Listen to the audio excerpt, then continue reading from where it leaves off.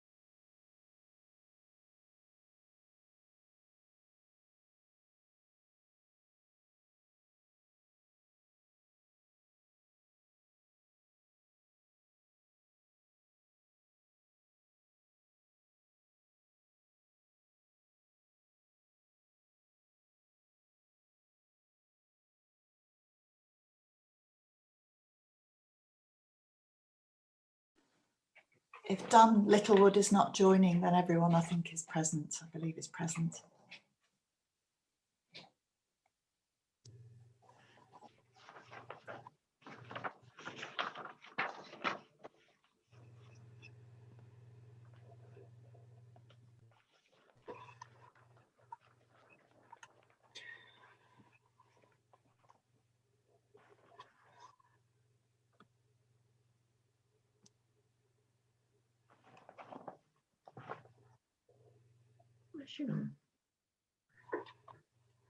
Okay.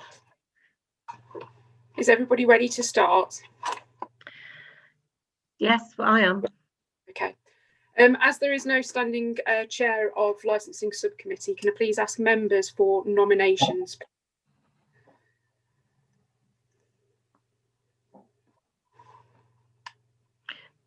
You're on mute, Councillor Cumbers. Thank you. I nominate Councillor Glancy. Thank you. And I would like to second that. Thank you. Thank you very much. Could we have a vote, please, to confirm? Just physically raise your hands, that'll be fine. Thank you. Thank you very much, members. Thank you. My name is Councillor Margaret Glancy, and I am the chair of this subcommittee today. Prior to the meeting, we have tested the technology and confirmed that all participants are in attendance and can be seen and heard. I also confirm that I can see and hear those present, and they have confirmed they can hear and see me.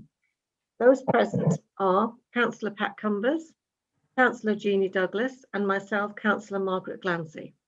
The following council officers are present: Sarah Flower, who's licensing officer, Louise Arnold, who's our senior solicitor and legal advisor, and Natasha Taylor, Democratic Services, and Sarah Evans, also from Democratic Services. The following participants are involved in representations on the application. We have George Domleo, who is from Flint Bishop Solicitors. We have Simon Brooks, who's a designated premises supervisor for the White Lion. We have David Marshenenko, who is our environmental health officer from Melton Borough Council. We may expect Dan Littlewood, who is the Business Development Manager for the White Lion, but he may attend later on. This meeting is to be run as a remote conference on Zoom. Any members participating by remote link who declare an interest in any item of business in terms which requires them to leave the room must ensure that they cannot be seen or heard during the agenda item. This shall be confirmed by Democratic Services. This member of staff will thereafter confirm to the remote member when they may rejoin the meeting. Should any aspect of the conference link fail during this meeting, I will call a short adjournment of up to 5 minutes to determine whether the link can be quickly re-established. If the link cannot be re-established, the meeting shall be adjourned to a later date. In the event of a link failure for individual members, the remote member will be deemed to have left the meeting at the point of failure of the equipment. And if the link cannot be re-established before the end of the meeting, then the presumption will be that the meeting should continue to deal with the item, providing the meeting remains quorate. Should the meeting no longer be quorate, the meeting shall be adjourned and the remaining business will be deferred. If the individual member's link is successfully re-established, then the remote member will be deemed to have returned at the point of re-establishment. If the individual member's link is, oh, I've already read that one, sorry. I would ask participants to include their wish to speak by raising their hand using the raise hand function on Zoom. With support from Democratic Services, I will then invite each participant in turn to make their contribution to the debate.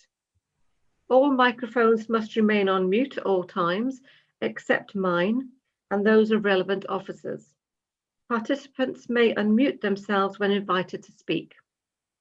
Members' microphones will be unmuted before proceeding to a vote by roll call, should this be required. Once all representations have been heard at the end of the hearing, the meeting should be adjourned. The subcommittee will move into a private session to make their decision.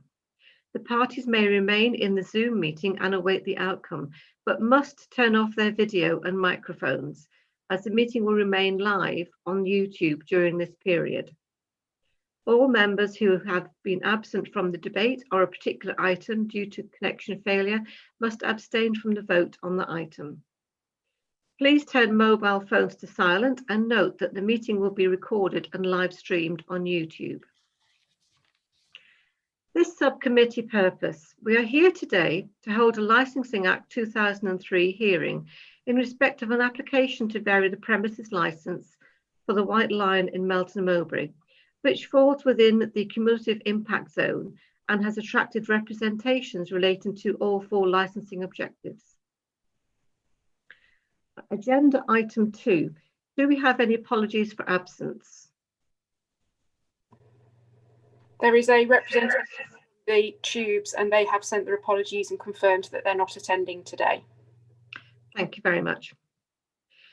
Item 3. Do members have any interest to declare? No.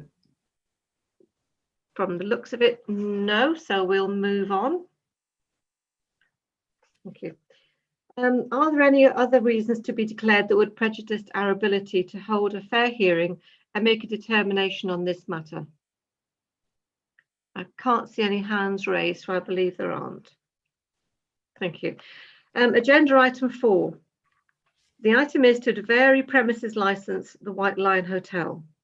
The procedure shall follow today is: first, the licensing officer will present their report. The applicant or his representatives will present their application to vary the premises licence. The subcommittee and legal advisor will have the opportunity to ask questions of the applicant.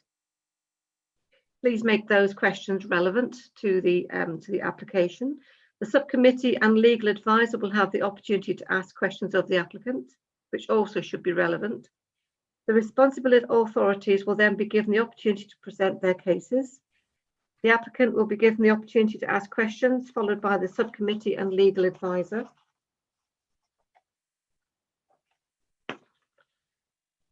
They're followed then by any other interested parties will be given the opportunity to present their representations. The applicant will be given the opportunity to ask questions, followed by the subcommittee and legal advisor. The parties will then be given the opportunity to make closing statements. I will adjourn the hearing to enable the subcommittee to retire and make a decision. We will be accompanied by our legal advisor, who will advise on the law and any relevant guidance or case law. Any person may be represented by a person of their choosing, whether they are legally qualified or not. Any person may withdraw their representations at any point during this hearing. The subcommittee and legal advisor may ask questions at any point in the hearing to clarify any matter. This is not a court, and as such, strict court rules do not apply. The hearing will follow the procedures I have just outlined. Any evidence will not be given under oath, but I shall remind parties that providing untrue statements is a criminal offence under the Licensing Act 2003. Any comments, statements or questions must be addressed through me as the chair using the raise hand facility. There will be no direct cross-examination by any person for any person. Questions will be permitted at any allotted times. I have and will exercise the right to intervene and interrupt any person if that person is providing evidence or asking questions that are not relevant to the hearing today or to the 4 licensing objectives, which are: the first is prevention of crime and disorder, the second is public safety, the third is prevention of public nuisance, and the fourth is protection of children from harm. If any person behaves in an unruly or disruptive manner, I shall exercise my rights as chairman to adjourn the hearing and consider removing that person.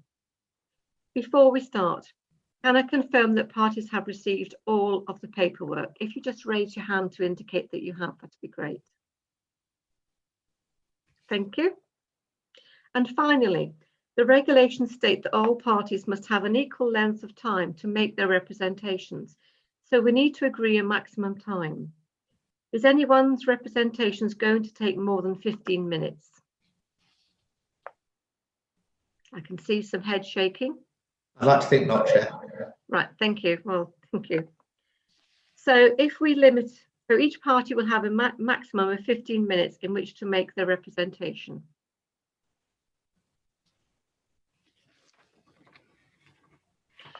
Licensing officer's report. I will now invite the licensing officer to present their report.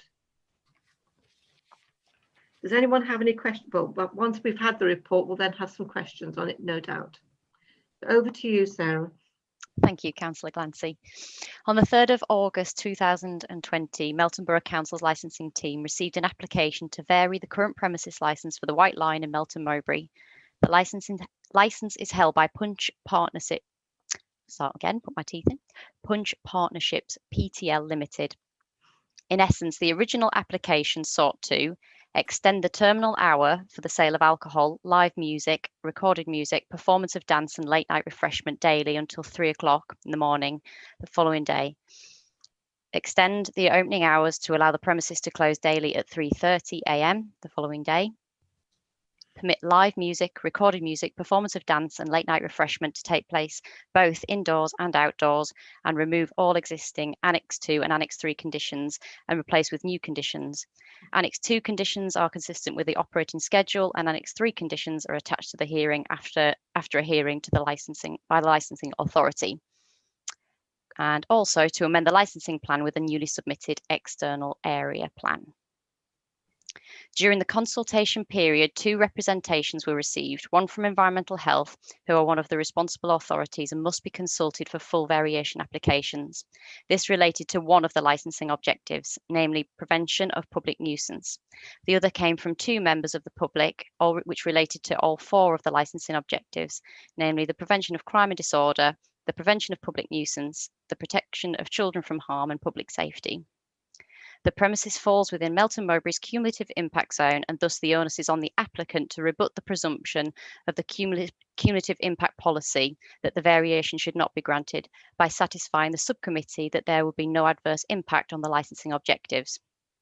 Since the agenda pack was distributed last week, there have been a number of additional pieces of information circulated to all parties on behalf of the applicant, namely, number 1, an email from Chris Millward, Licensing Enforcement Officer, dated on the 17th of August 2020. Number 2, an amendment to the application, which was received on the 23rd of September 2020 from George Domleo on behalf of the White Lion. This proposes to amend the variation application by reducing the number of occasions regulated entertainment can take place outside and the hours both this and the sale of alcohol can take place outside compared to what was originally applied for, as well as conditions to be followed if the outside space is to be utilised. And thirdly, photographs of social distancing measures put in place at the White Lion. I would ask that the members consider carefully all the information which was available to them in both the original agenda pack as well as the additional information before making an informed decision on the variation application. Thank you. Thank you. Does anybody have any questions on that report, members? No? Okay, thank you. Let's move on. Applicant submission. I will now invite the applicant or the representative to present their application. Thank you, Chair. Well, good morning, councillors. I hope everyone is keeping well. As you know, my name is George Domleo and I act on behalf of Punch Partnerships PTL Limited, who are the premise licence holder of the White Lion. Again, as you know, we also have Simon Brooks on the meeting, who is the tenant and the designated premises supervisor of the White Lion. So to provide you with a bit of background to the licence holder, these premises were acquired by our client in March 2018, along with approximately 1,800 sites across England and Wales. The premise licence holder, Punch Partnerships PTL Limited, is a subsidiary of Heineken UK, who now have approximately 2,500 licensed premises in their estate. Our clients are also the licence holder of the Half Moon Inn on Nottingham Street, which is just down the road from the White Lion, and are also the brewery / landlord of the Black Swan on Gerrard Street in Melbourne as well. I'm sure you are already aware these premises have somewhat of a checkered past, and you will note from your agenda papers, councillors, that in March 2018 the police issued a review application of the premises when a Mr. Moez Ladjimi was the DPS and running the premises. I can confirm, councillors, that Simon Brooks had no involvement with the White Lion at this time. Simon took over the running of the premises in October last year and became the DPS in July this year. We're not aware of the authorities having any issues with the running of the premises prior to his application being made, and Simon has so far invested £30,000 of his own money into the White Lion. Bit of background for Simon as well. He is an experienced operator of licensed premises. He's been in and out of the licensed trade for approximately 30 years. And he is involved in also operating and running the Generous Brighton in Melton for nearly 2 years now. We are aware, councillors, as Sarah has said, that the premises are located in the cumulative impact zone of Melton Town Centre, and we understand the ramifications of this. Prior to submitting the application, we did extensively pre-consult with Leicestershire Police on the proposed extended hours. We confirmed they had no objections to the proposals, hence they've not submitted a representation. We discussed with the police the measures that had to be put in place for the premises to continue to promote the licence objectives, with much of the current operating schedule replicated and offered as new conditions on the application, along with us also offering new conditions to bolster the operating schedule, including the requirements for SIA licensed store supervisors. And as you know, councillors, it is a criminal offence for the premises to breach any of the conditions on the premise licence. I submit, councillors, that our variation is a sensible and considered application. The purpose for seeking an extra 1 hour for trading indoors daily is to allow our customers to continue their night in a safe and comfortable environment and giving the premises greater flexibility and trading. The proposed layout changes to the plan are the inclusion of the external bar servery and a stage, although the external area is already included in the licensed area. As you know, councillors, we have 2 representations, one from Environment Health and the other is from Mr. Hubbard and Miss Vernon. And obviously we're here today. So I shall deal with Mr. Hubbard and Miss Vernon's representation first, if you don't mind. So Mr. Hubbard and Miss Vernon, as Louise Arnold has mentioned earlier, they are the premise licence holder of the Cheeves nightclub on St Mary's Way, with Miss Vernon also being the designated premises supervisor there. I don't know whether you're aware of the locality, councillors, but Tubes nightclub is 335 feet or a 1 minute walk from the White Line, and you can actually see it from the rear external area of the White Line. Tubes nightclub has a premise licence permitting all licensed activities until 4 o'clock in the morning daily. We are here applying for 3 o'clock daily. If I take each paragraph of their representation in turn, councillors, the first relates to the prevention of crime and disorder, and they claim that over the past 6 years, the White Line has had a history of a lot of trouble. This would seem to be true prior to 2018, but as I've said, since Simon has been involved in the running of the premises last year, we are not aware of any concerns from the police prior to submitting the application. And if that had been different, as I said, they would have been here today, submitted a representation and be here today asking to get the application. The second paragraph in the Tubes nightclub objection relates to public safety, and they're claiming there's overcrowding and no social distancing taking place at the White Line. Again, councillors, at this point, I would like to draw your attention to agenda item 4, which Sarah Flower has alluded to earlier, in which you'll see an email from the licensing enforcement officer, Chris Millward, to Simon, in which he compliments Simon and the White Line and thanks Simon and his staff for the effort that they've put on the premises and also helped to resolve the wider public concerns. We also have the photos, as you can see, councillors, in your agenda pack with the additional info, which actually show the extensive signage, the notices, and the measures that the White Line has in place. Which I submit clearly demonstrates that Simon and the White Line are taking their responsibilities very seriously during these unprecedented times, and have the measures in place to protect the public.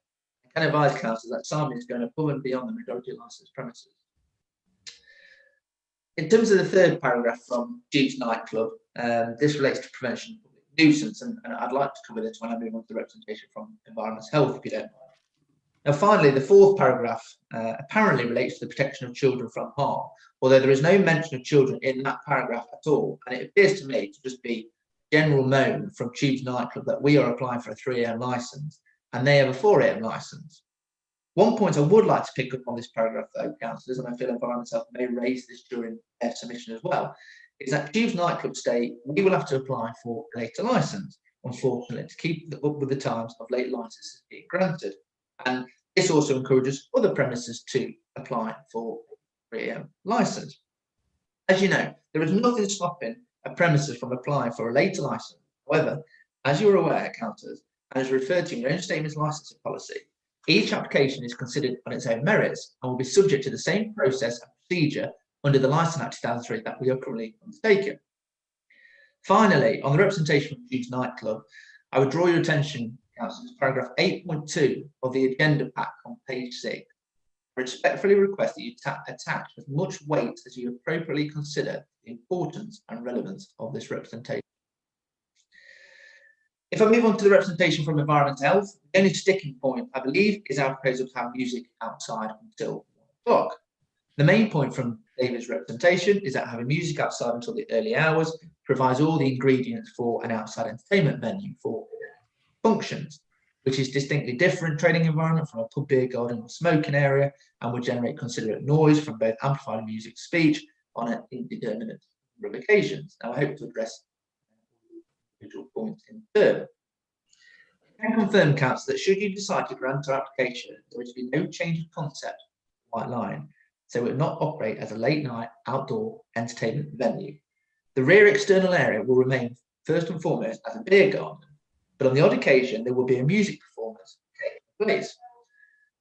I'm well aware, council, that licensed premises that act in this manner, and as long as what Simon is proposing is controlled and monitored accordingly, I think this offering after 11 PM will be a great addition for both the White Line and the town centre. We met with David, his colleague Gemma Belcher, Environment Health, and Lighting Officer Simon Greensmith on 21st of December to discuss the representation, and it was a very productive meeting. Following this, we proposed 8 robust and proportionate conditions to be attached to the premise licence related to the prevention of public nuisance, which again can be found at agenda item 4 in the additional information. These conditions, which the majority were discussed and agree with David and proposed by him, include amongst others for Simon to have full control over any sound amplification equipment at all times, a record of complaints to be maintained, and when entertainment is taking place outside after 11 PM, Simon will undertake an observation, kind of go around and kind of monitor and control the boundaries, to check the noise level, to check that there is not a noise nuisance being caused. All measures which are appropriate to promote the licensing objectives, in particular prevention of nuisance. From speaking with David, I think his view is that with the inclusion of these 8 additional conditions, he would accept regulated entertainment outside until midnight. And our proposal is for regulated entertainment to take place outside until 1 o'clock, a 1 hour difference. The reason for our 1 o'clock request simply comes down to the fact that the majority of customers now come out late to say, well, hopefully once we're through all this, now come out late to say 9 p.m. or 10 p.m. There is little point of Simon having a band or live singer performing outside in the beer garden before these times. If a musician is to perform outside from, say, 10 p.m., their performance would take place for about 2 hours. That's without an interval or an encore. So having regulated entertainment permitted outside until 1 o'clock would give Simon and the premises more flexibility around this. Furthermore, councillors, one of David's concerns, as I've alluded to earlier, is with the possibility of amplified music taking place in the beer garden on an indeterminate number of occasions. To address this point, councillors, we are proposing as a condition for live music, recorded music and performance of dance to take place outside until 1 o'clock on no more than 4 occasions per month, only between April and September. Between October and March, entertainment outside would have to cease at 11 p.m. As I stated at the start of my commission, councillors, this is a sensible application, and we propose this restriction for the premises to our subject, following our dialogue with environmental health, and also given the fact that the premises are in the town centre cumulative impact zone. From speaking with the authorities, there does not appear to have been any issues with the running of the premises prior to submitting the application. Although later hours are being requested, I can confirm, as I've said, there has been no change of concept, nor are there any representations from local residents, which I submit, councillors, is an important consideration for you when arriving at your decision today. It is also a shame that Jeeves Nightclub couldn't be on the meeting with us. However, as you know, should the premises cause any issues in the future and the authorities receive complaints, not that I'm saying they will, the authorities do have plenty of recourse under the Licensing Act 2003 and the Environmental Protection Act 1990 to take enforcement action against both the premise licence and also Simon. As you're already aware, councillors, the Licensing Act 2003, it is a permissive piece of legislation, and the premise licence itself allows the operator to decide to utilise their permissions or not. When arriving at your decision, councillors, a variety of points need to be considered, including the demand for licensed establishments, the economic benefit to the proprietor and to the locality by drawing in visitors and stimulating the demand.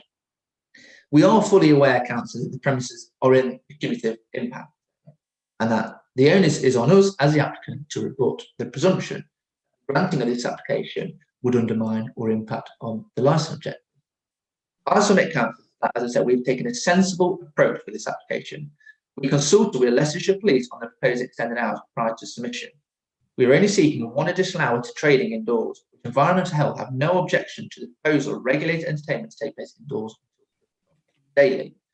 We have met with Environmental Health, we've met with the licence authority at the premises to discuss their objections and agreed to add 8 precise and enforceable additional conditions centred around the prevention of public nuisance to alleviate their concerns, such as limiting the occasions regulated entertainment outside after 24 hours.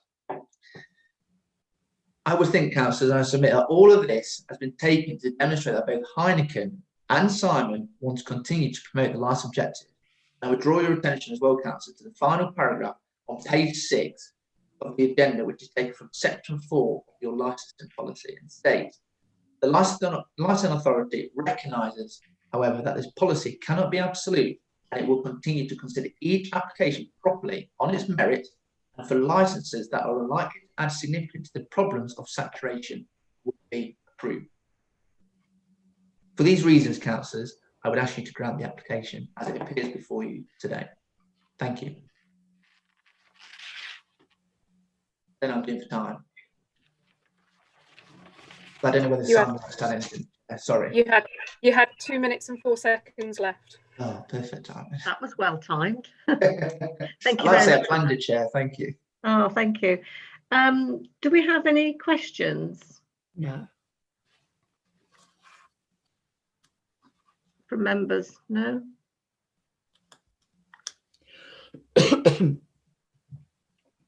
Yes, from myself.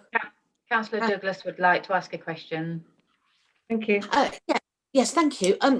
Yes, thank you, George. I'm just wondering, there's quite a lot of flats and residents in the area, up and down the street, above the shops. I know some of them. It is my ward. I'm just wondering, have you ever had any complaints from residents? Any concerns? Have you had any communications? Double checking that they're happy with the situation as it is, and maybe they don't mind the extra hour on the 4 occasions per month. Actually spoken with anyone living nearby? Thank you, Councillor. Simon may be the best person to answer this, but from my perspective, I'm not aware that the residents have made any complaints either to Simon or to Environment Health Direct.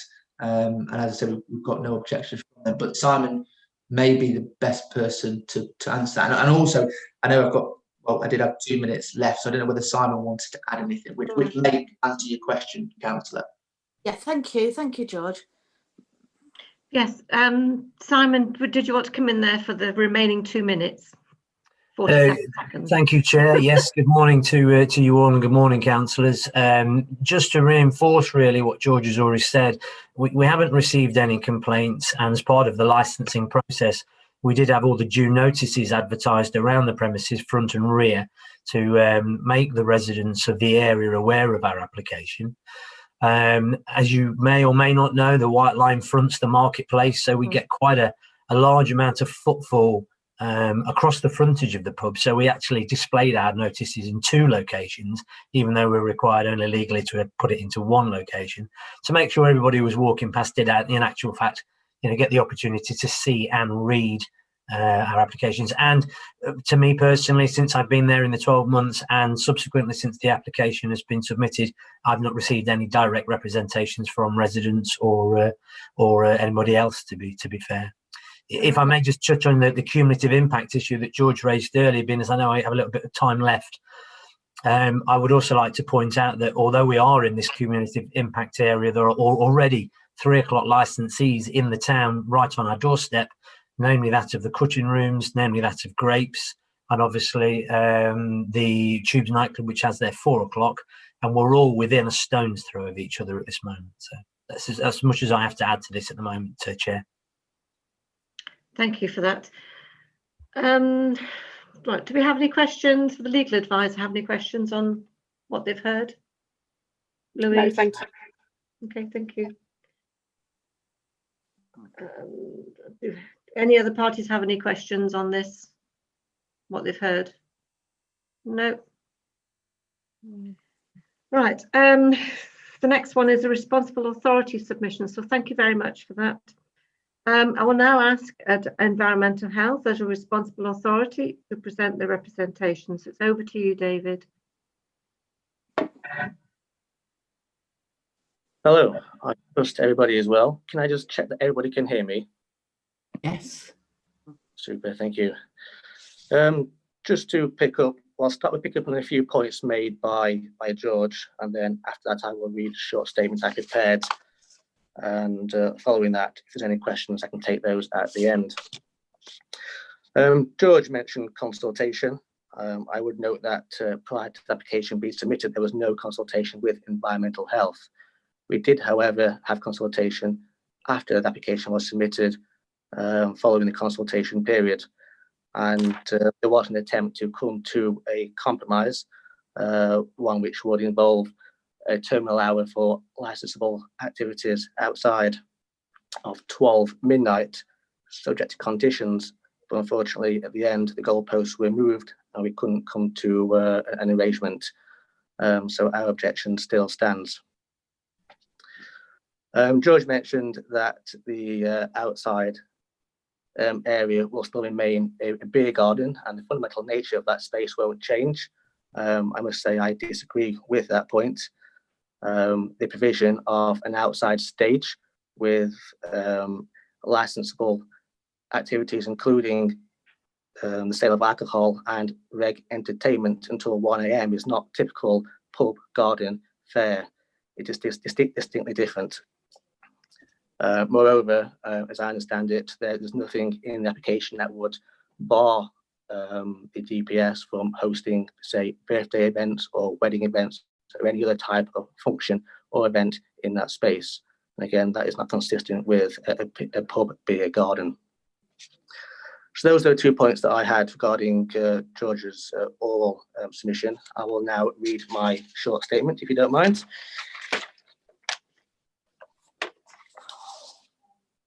Okay. 11 p.m, 2300 hours is recognised as the onset of nighttime noise, and residents expect an environment conducive for sleep, and this must include Melton Town Centre residents. A terminal hour of 1 a.m. for outdoor regulated entertainment, live music, recorded music, and dance would cross this transitional point from a premise licenses that provides for daytime events to one that provides for nighttime events. Moreover, an outdoor staged area is to be established, which will be used for events and functions. This represents a different type of entertainment venue, not typically associated with pub, beer gardens, but rather an out-of-town venue such as Belvoir Castle or Buckminster Estates. It is a fundamental change and significant intensification of use not replicated elsewhere in Melton Town. The proposed venue would generate considerable noise. This noise would propagate across Melton Town into the early hours of the morning. Whilst noise from amplified music and speech can be managed by way of robust controls, an amplifier can be readily turned down, I'm also mindful of customers' noise, which you know can be very significant. Rowdy behaviour driven by alcohol consumption, particularly during entertainment events and functions, can also constitute a public nuisance. I would note that the application also allows for the sale of alcohol outdoors until 1 a.m. without limitation, as it is not tied to any event or function or the 4 events per month rule. The challenges faced in managing an outside entertainment venue will only increase as the night progresses. This is because A, background noise levels decrease quickly after 11 p.m. B, resident noise sensitivity increases after 11 p.m. and C, patron intoxication continues. Environmental Health opposes a terminal hour of 1 a.m. for regulated entertainment in the external spaces. In our opinion, the application as applied for represents an unacceptable risk of causing a public nuisance. That's my short statement. Can I invite any questions from the committee members, please?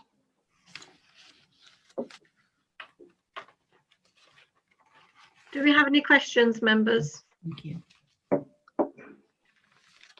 No? None at all. Okay, thank you very much. Thank you. Does the legal advisor have any questions?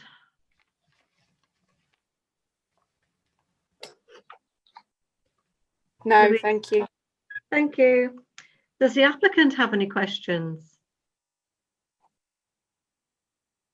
None from me, Chair. Thank you. Okay. And does the licensee have any questions, Simon? None from me, Chair. Thank you. Okay, thank you. And there's no other parties present, so thank you. Interested parties, we haven't got any this afternoon or this morning even. Seems a very long morning for me. I've been up since goodness knows what time. So we have no questions on that one. I would like to invite members to give their closing, the applicant to give his closing speech. Did you want to give your closing speech, George? Yes, please, Chair. Thank you. Okay, thank you. I don't plan on going on as long as I did last time. So No. Just a couple of points, really. As we've said, the police, no objection to our application. I know that they're always at the forefront of their policy. We consulted with them in great detail, and I have a good working relationship with the police, which is how we're working in partnership. You've heard from David. The sticking point with environmental health is just the music outside. It's good to hear that David doesn't have any objection to the rest of the application. It is, as I've said, David has referred to midnight outside for entertainment. And our proposal is to 1 a.m. But with the 1 a.m. comes the 8 additional robust conditions which we have proposed. As I said, limiting this number of music outside the 1 a.m. on up to 4 occasions a month between April and September. So we are limiting it for Simon to operate. And with this, I can't name the councillor, but we have also proposed condition, a telephone number and an email address, I think it is, would be provided for Simon to a resident if they do complain regarding this. Because at the end of the day, we don't want the residents to complain. We want the residents to come to the White Line and enjoy what is on offer at the premises. But if I'm not saying there will be any issues, but if there is a complaint, a telephone number and email address will be provided for Simon. And as I've said, Simon will be regularly monitoring the boundary of the premises so to not cause a noise nuisance. Simon, as I said, has invested £30,000 of his own money into this site. So it is his livelihood. He is personally, financially, and really through what he is doing at the site, fully invested into the White Line being a success, whilst at the same time promoting the licensing objectives. And I think given the situation we're currently in, when it could be faced with thousands of licensed premises may not reopen their doors following the winter, or may not open after this, we should be supporting licensed premises, whilst at the same time, I admit, promoting the licensing objectives. And as I've said, with the premises being the cumulative impact zone, we've consulted with the police, and I believe these measures show what we are proposing. So in order for you to grant the application, and I will still go by that, councillor. I don't know whether Simon wants to add anything onto that. Before we go any further, could I just say that doing the closing speeches, I actually should have gone to the environmental health officer first. So is this going to cause a problem, Louise? I'm sure that all parties can agree that. Okay. I must apologise. No, there's no problem from our side. Yeah, so I'm quite happy. Well, thank you with that. So is it okay to hear Simon now, or should we go back to our environmental health? I think we carry on with Simon now that George is finished. I must apologise. I misread the paper in front of me. I'm sort of trying to scan things. Right, Simon, if you'd like to continue. Thank you, Chair. I won't take too long. Just a sort of a bit of background, really. As I said, George has already covered my time in the trade. I'm an experienced operator of over 30 years. I did have at one point 8 pubs that I owned and operated. I've worked alongside Lincolnshire, Leicestershire, Nottinghamshire and Derbyshire police forces and local authorities. And I'm pleased to say during that tenure, I've never had any serious issues to block my record with. We already own and operate the Generous Britain in town. Again, George alluded to this. We've been in there now for nearly 2 years. We've successfully managed to turn that site around from the bad reputation it had when we first moved in. And many people will be familiar that the White Line itself has also had a very bad reputation over the years, and to the point where it actually had its license revoked. So I'm a very hands-on operator. I don't run my businesses remotely. I roll my sleeves up and get involved with them daily. I like to think that I work alongside the police and the local authority over any issues or problems that we have. We have a current rolling program with the Leicestershire Police that are coming to do some drugs evaluation that I initiated, that I asked them to do, to bring their drugs dog in, and they're going to bring their knife arch along on the 28th of March. So we work very closely with all the authorities that we can.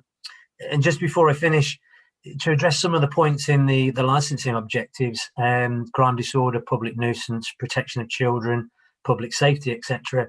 We take all of these licensing objectives very seriously, as well as potential noise nuisance to our surrounding neighbours. And we don't want to become a nuisance neighbour, and we will work very closely to stick to and adhere to the licensing objectives. Briefly, under the current COVID conditions that we have, our licensing capacity is 320.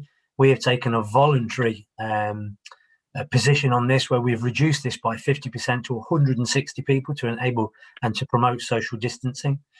Under the terms and conditions of our license, I believe that it's about 1 door supervisor per 75 people, which on 320 gives you roughly about 4 door supervisors. I currently employ 6 and interviewing for a 7th. Even with our reduced capacity of 120, I still maintain this level of door supervisors in order to help promote and stick to the licensing objectives that are on our license. That's all I have to say. Thank you. Thank you very much for that. David, Environmental Health, did you want to do your closing address? I know you've gone off now. Oh, I should be here, Chair. All I can see is, well, just your name. I can't actually see you, but we can hear you. If you can hear me, that's fine. Yeah. Not much to add, really. Just to clarify, the conditions that have been proposed are a variation of my conditions that I submitted to support a 12 midnight cessation of activities outside. I have faith in those conditions, provided they are properly implemented. The conditions are not the type of conditions that can be forgotten or put to one side. They will need to be proactively implemented and managed in order to be successful. The sticking point, as George alluded to, is the timing.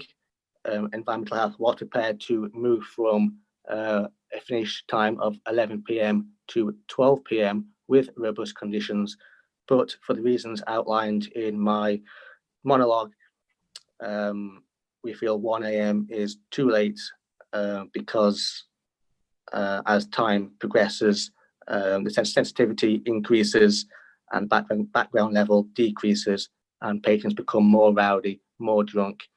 And it's not just a function of the music, it's also patron noise as well. It's conductive behaviour that would cause discomfort to the lives of people in the community. I think that sums up my closing statement, so thank you very much. Thank you very much, everybody. Well, we've heard from the applicant, and we've heard from his representative and from Environmental Health.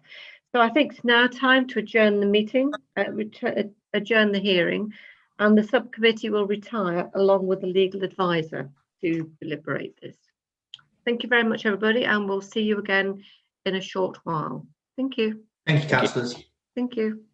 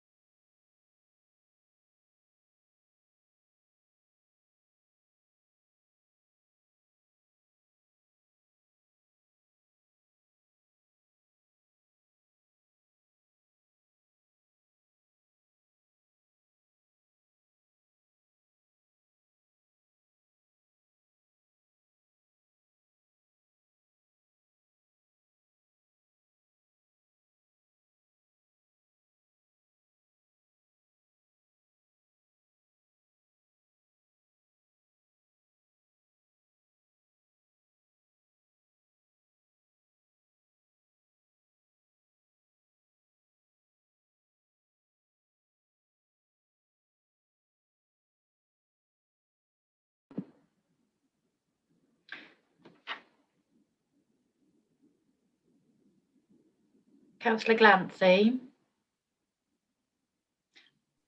Hello. Hi. I believe that everybody is present now back in the meeting. So if everybody Brilliant. wants to switch their videos back on, and you can restart the meeting. Okay, thank you. Hi everybody, welcome back.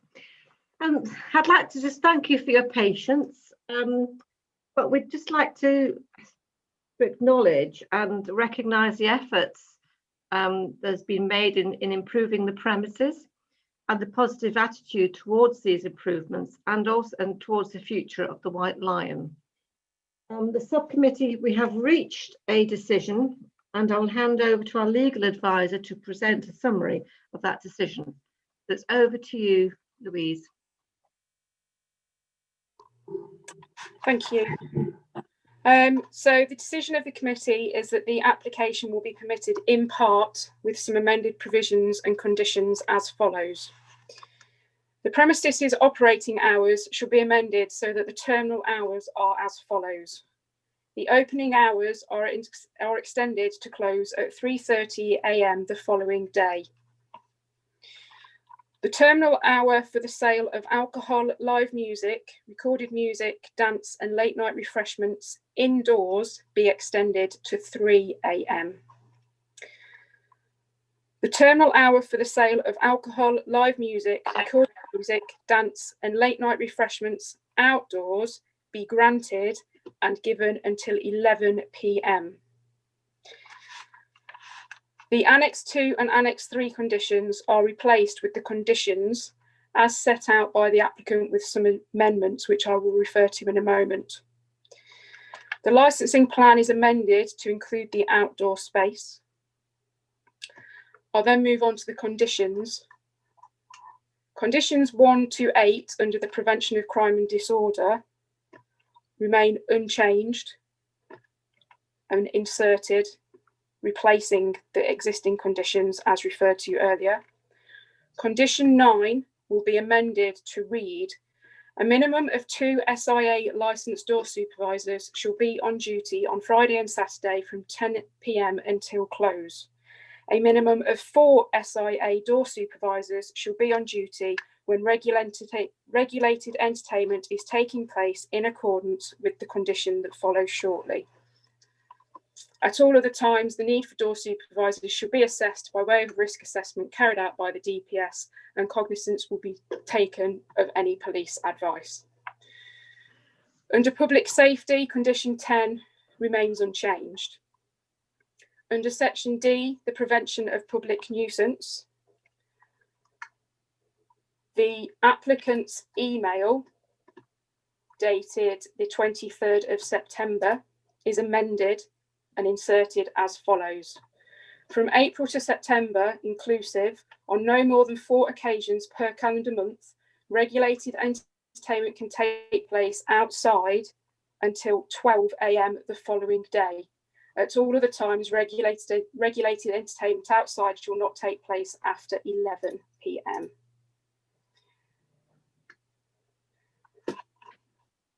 Staff shall monitor customers in the external area of the premises throughout the day to ensure customers do not cause a public nuisance. The following condition remains unchanged. The following condition remains unchanged. They remain all unchanged and will be inserted under the prevention of public nuisance. We will, of course, make sure that the decision is written up and circulated as soon as possible so that all parties can understand what has been said. And obviously, we just remind everybody's rights of making any appeal to the Magistrates' Court in the normal course if they are unhappy with the decision of the licensing subcommittee. Thank you, everybody, and thank you, Louise, for that. I think that concludes our business today. So thank you for attending, and I believe that's the end of the hearing. So thank you, everybody. Oh, did you have a question? Yes, it was just for clarification, if I may, Chair, on the amendment to condition 9.